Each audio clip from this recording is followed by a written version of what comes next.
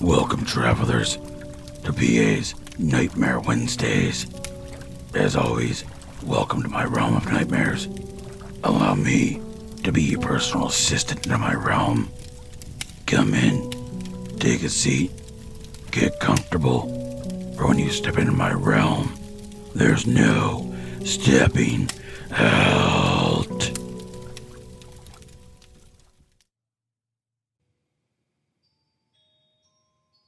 Seth and his family have owned their farm for generations. They have always grown all of their own vegetables. They grow tomatoes, cucumbers, corn, and many other vegetables that they would sell the excess to their neighboring towns. The family owned 300 acres. Most of that was farmland. Lush green vegetation grew during the warmer seasons. However, the rest of the land was a woodland area. Seth loved the woods. He would always walk through the woods in his free time. He knew every square inch of that land. He had lived there for all of his life, after all. In that area, it was not uncommon for farming families to live and die in the house they were born in. It was still early. He got out of bed and got ready for another busy day on the farm. This was their busiest time on the farm. The warmer months were coming to an end, so they would have to harvest the crops, till the land for next year, so the land would be fertile for planting. However, as he exited his room, Seth heard his parents weeping, slowly walking down the stairs to see his mother crying and his father holding her. "What's wrong, Mom?" Seth asked. His mom replied, "Your grandmother passed away last night," his mother said in between sobs. We have to go to her house in a few days for the will reading." The days passed by slowly as they did their chores around the farm, ate, mourned, and slept. Days later, they all got ready and traveled to his grandparents', a few hours away on a farm of their own. Upon getting there, they were greeted by his family, uncles, aunts, cousins. He had a large family. It was good to see them. Seth just wished it was under better circumstances. After a meeting and reminiscing about the good memories they all had with his grandmother, they had the will reading. Most of his grandmother's things would be divvied up between the siblings, but his grandmother left something special for Seth. A doll. Yes, most guys would not like a gift like this, but Seth knew its value and significance. The doll had a history. It came from a family member that died during the Black Death. It was old and very fragile, but Seth loved history and treasured this gift with his whole heart.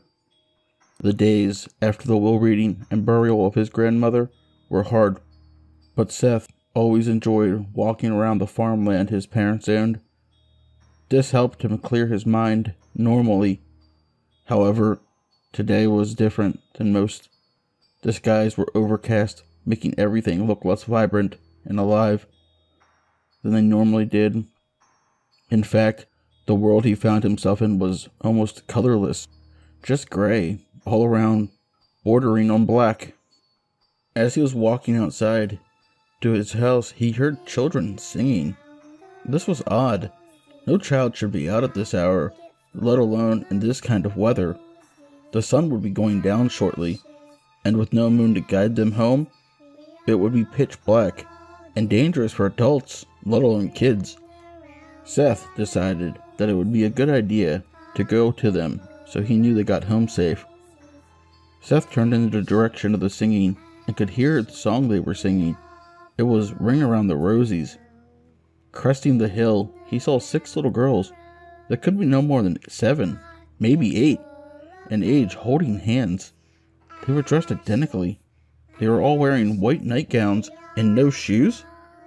For some reason, this sight caused him great fear. They felt out of place, like they'd come from another time. As they were finishing the song, they fell to the ground. But where you would expect to hear giggling from the children came painful moans. Lying on the ground, Seth noticed they were bleeding from the mouth and looked sickly. These girls vanished. Seth turned to run, but the instant he turned around, the ghostly apparitions of the girls were there. They touched him, and images flooded his mind. They showed him his family dead, and the farm he lived on fire. But that was not the worst. It showed him whatever this was spreading to the town near him and going well beyond that. Seth woke up on the ground hours later. No moon in the sky. Darkness surrounded him. But knowing the terrain as well as he did, finding his house was easy. Getting to his house, all the lights were off, and his parents had long gone to bed. Huh, that's odd. They went to bed, but never bothered to look for me. I guess they thought I had gone to bed early or something. He shrugged off the thought and opened the front door and headed straight to his room. Turning the light on, he was instantly unnerved once again. The doll he had received from his grandmother sat on his bed, clutching a note. Seth slowly approached the note with trepidation. He picked up the doll and tried to take the note from its tiny hands. However, he had to pull it away. It was almost as if the doll was reluctant to let the note go. Finally, freeing it from the tiny doll's grasp, he opened it and began to read its contents. He did not recognize the handwriting, however. It was sloppy, almost as if a child had written it. Beware the setting sun, for on the third day your crops will wither away. Beware the blood moon, for when thy moon rises, all your cattle will fall. And finally, beware, for on the next night your family will only begin their true plight. This will not stop with you, and I'm afraid none will make it to see the next moon. This note sent chills down Seth's spine as he read and reread it. The letter spoke of all the images he had seen before he passed out earlier. Also, as he examined the doll, she was dressed the same as the ghost children. Could she be one of the spirits I've seen come to warn me? Or is she here to bring about the death? Seth shook his head. This is ridiculous. This is a trick. Someone is messing with me. Yes, that is it. Someone is messing with me. He thought to himself. Hell, it could be one last joke from Grandma. She was always a trickster after all.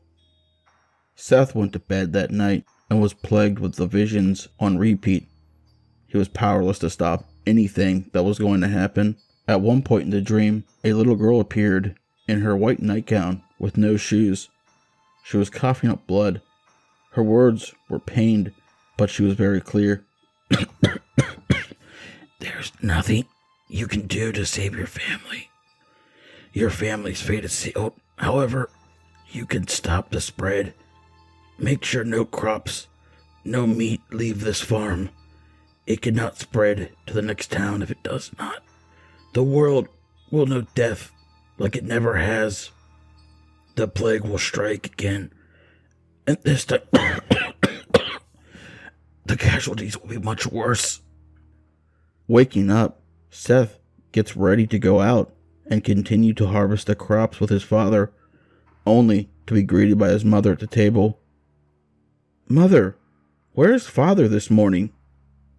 He took some fruits and vegetables and a pig he slaughtered this morning to the town. He got word a family was in need of food, so being your father, he decided to help out. We have plenty more than enough to help this family out and sell the rest that we don't need to market. Don't worry, Seth. We will be fine. She must have seen the blood drain from my face and thinking it was from worry and not from remembering that dream from last night. Seth went out to do his chores, trying to keep the dream off his mind. It couldn't be true, he told himself. Modern medicine has cures for anything that is out there.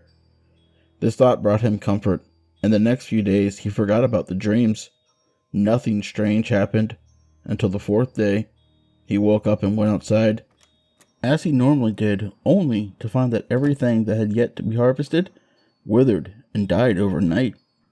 Upon seeing this, he broke down and cried. His parents both asked him what was wrong, so Seth recounted the dreams, visions, and yes, even the ghost children. They did not believe him. They thought it was all stress-induced and took Seth to the doctor. They gave him some meds that Seth knew he would not take. After all, he doubted that he would be on this earth much longer anyhow. If this was the case, Seth wanted to be clear-minded, and psych meds would do the opposite of that. Getting back home, Seth went up to his room, using the excuse he was tired and wanted to rest. His parents thought that was for the best. Seth knew that the next full moon was in less than 29 days, and that it would be a blood moon. Of that, he had no doubt. Seth was in fact tired, so he decided it would be for the best if he tried to get some rest. Almost on cue, as his head hit the pillow, he was out. The sleep was not normal. It was almost supernatural in a sense. His body was unconscious, but his mind was very much awake. He once again started to dream about the ghost girl that was connected to this accursed doll. In the dream, the ghost child showed Seth images of his death. He was lying on the ground with blood pouring out of his mouth. The ghost girl warns him that if he does not burn and free her spirit from the earthly prison, aka the doll, she cannot protect him and his family, and Seth would be doomed to die this way. The last sight he saw was his childhood home on fire. Cattle and other animals lay scattered in the yard. One last detail did not escape his notice. The grass had died and the trees were dead as well. Whatever this thing is, has made this land inhospitable to any lifelike organisms. Seth sat straight up in his bed, sweat pouring from every pore of his body. He was coughing and hacking, causing blood to come up as well as saliva. This caused a yell of surprise to escape his mouth. Seth decided at that moment he needed to burn that damn doll. If the dreams were true, this would at least give him a fighting chance. Seth walked over to his closet and opened the box that housed that fucking doll. However, for the first time, he actually looked at the box closely. The box was handcrafted and beautifully made, with a strange inscription in an unknown language. Seth went over to his computer and typed it into Google search engine. It came back with a translation. It was in Latin. Turns out it was a verse from Revelations. And the living one, I died, and behold, I am alive forevermore, and I have the key of death and Hades. Confused as to what it means, I found a note hidden in the box. This was a note from my grandmother. I am sorry, my love, that I now must burden you with this doll, but you must not do as it asks, no matter what it foretells, or what comes to pass. The spirit in the doll is in fact an ancestor of ours. However, after the years of captivity, the doll has turned her vengeful. She wishes to spread the plague of her time into this world and bring it to its knees in hellfire and brimstone. But we cannot allow this. It will bring the plague of 1347. However, she will infuse it with her supernatural powers, and it will kill so many more people. And this could cause an extinction level event. Keep the doll safe, my grandson, and be strong for us all. Love, Grandma. Unsure as to what to do, Seth locked the doll back in the box. He did have some time to think on it. On one hand, if he doesn't burn the doll, he and his family were sure to die. If he did, the ghost said she would help. He never felt in danger by her. Maybe Grandma was wrong about her. Over the next few weeks, he did his chores and pondered over the ghost children. They didn't fully go away over the next few weeks. The one ghost girl would often plead with Seth to free her. He would consider it, and then his grandmother's pleas would enter his mind. Finally, 27 days had passed, and on midnight of the 28th, the blood moon rose. The next morning, animals, trees, grass were all dead. Seth's parents were still in bed. As the sight of all this sank in, he could think of only one thing to do. He rushed up the stairs and grabbed the doll out of the closet. He rushed back outside, and Seth ran over to the shed, grabbing the gas can. Rushing to the burn barrel, he threw the box into it, dumped all the gas out of the can, lit a match, and burned the box. The whole time, pleading, begging, crying for this spirit to protect him and his family. The warning his grandmother gave him, all but forgotten.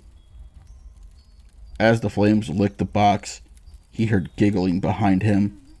He turned around and seeing all of the ghost girls once again, all holding hands, singing their song, they stopped and made a spot for him to join them.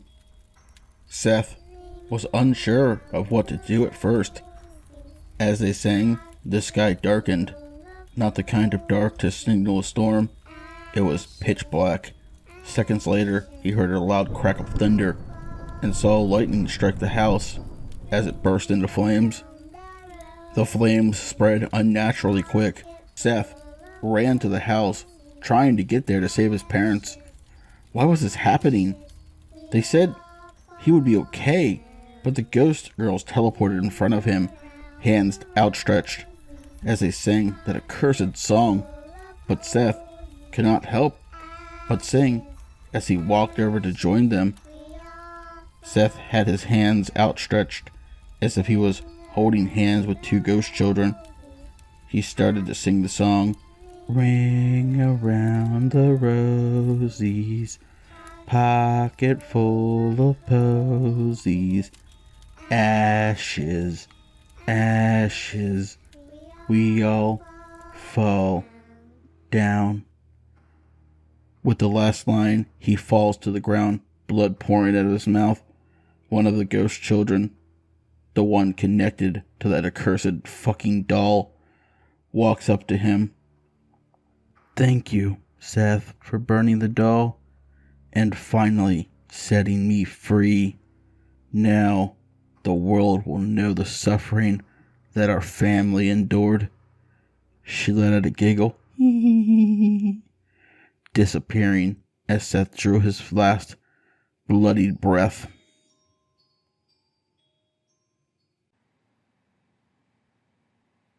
Tonight's story was written by myself. If you enjoyed my content, chances are you will enjoy the content over on Breaker19's channel, also known as Lycan Trucker. His links will be in the description below, so please do check him out. Also, I now have merch. If you would like to walk around representing my realm and gather and meet new travelers, the links will be in the description below. I want to give a huge thank you to my great friend, AK Feniks, for the amazing intro that she has produced for both my Monday videos and now my Wednesday videos. Her links will also be in the description. Please check her out, give her some love, and a follow on Twitter maybe. I want to say thank you to my lovely Patreons, 242 Reads, Rando Calrissian, Silver Threads, Pam, Seraphine the Midnight Bard, and Hair-Raising Narratives. If you would like to join these lovely travelers by the light of my fire, you can do so by becoming a Patreon as well. The support is always appreciated, but is never expected. Please do not forget to like, comment, share, subscribe, and ding that bell for all future content. Also, I'm going to start a new thing this week. I'm going to do Word of the Week. My good friend As the Raven Dreams and 242 Reads do it, but I'm going to put a little spin on it this time. I want you guys to try to make me laugh. So, the word of the week is shenanigans. That is spelled SHENANIGANS.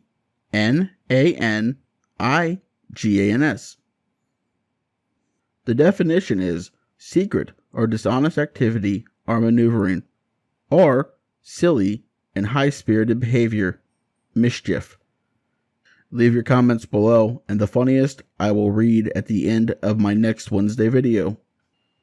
But as always, travelers, once you step into my realm, there's no stepping out.